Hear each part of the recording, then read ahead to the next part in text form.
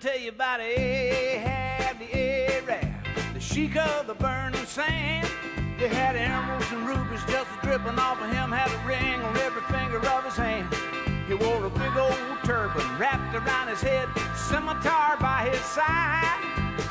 And every evening about midnight he'd jump on his camel named Clyde and ride silently through the night to the Sultan's tent, where he'd secretly meet with Fatima of the Seven Veils, swinging his grade A #1 U.S. choice government inspected dancer in the Sultan's whole harem, cause him and her had a thing going, yeah. And they'd been carrying on for some time now behind the Sultan's back, and you could hear him talk to his camel as he rode out across the dunes. His voice would cut through the still night desert air, and he'd say,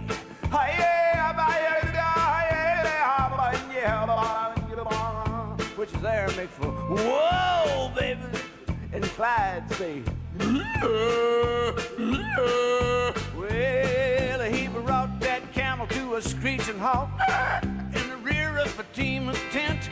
Jumped off Clyde, snuck around the corner, into the tent he went. There he saw Fatima laying on a zebra skin rug, with rings on her fingers and bells on her toes and a bone in her nose, ho, ho.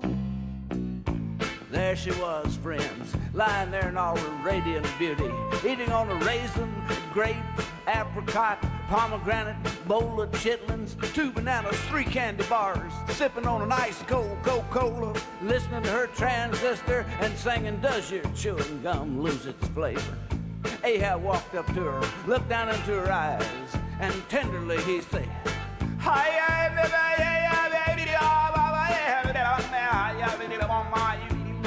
which is Arabic for, let's twist again like we did last summer, baby.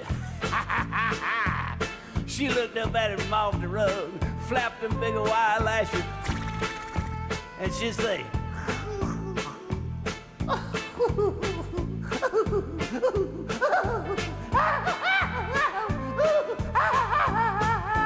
round and around and around and around and around and around and around.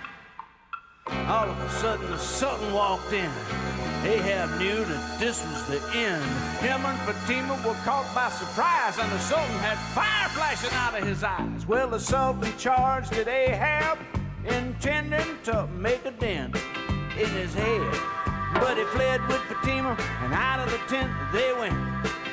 They jumped on Clyde, started to ride, cutting out across the sand, with the Sultan's whole army in hot pursuit. On and on they ran. Well, to make a long story short, they got away, because there wasn't no animal alive what could keep up with Clyde once he got started, because he was the fastest steed on the whole desert, babies. Anyway, they made it across the border, where Ahab hocked all his rubies and emeralds and bought him a swinging little split-level pad, and they lived happily ever after. And that's the story about Ahab the Arab, the sheik of the burning sand. Ahab the Arab, the sheik of the burning sand.